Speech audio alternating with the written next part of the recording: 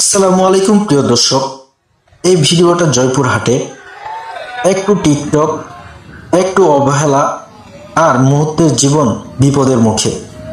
রাস্তায় দাঁড়িয়ে ভিডিও নয়, আগে নিজের জীবন বাঁচান, সচেতন হন, নিরাপদ থাকুন। আমি এখন ভিডিওটা করছি ভিউ বা বিনোদনের জন্য না। এই ভিডিওটা জয়পুরহাটের দুর্ঘটনাস্থল থেকে আপনাদের সার্থক করার জন্য এই দৃশ্য দেখাচ্ছি। দয়া করে রাস্তায় টিকটক বা রিল বানানো থেকে বিরত থাকুন। একটা ভুল মুহূর্তে সারা জীবনের কান্না ডেকে আনতে পারে।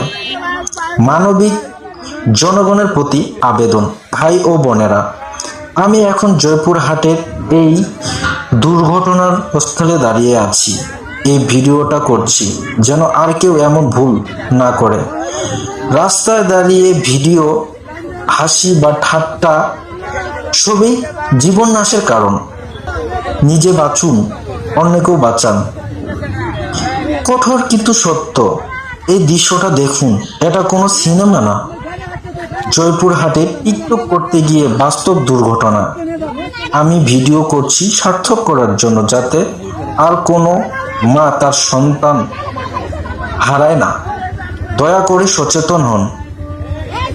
খুব আবেগী এই জায়গাটা। কয়েক মিনিট আগেও হাসি ছিল, আজ এখন কান্না। আমি ভিডিও করছি যেন এই করা শুধু আপনাদের সার্থক করার জন্য, বাস্তব টিকটক নয়। রাস্তায় সাবধানতা দরকার। একটা ভুল জীবন কেড়ে নিতে পারে।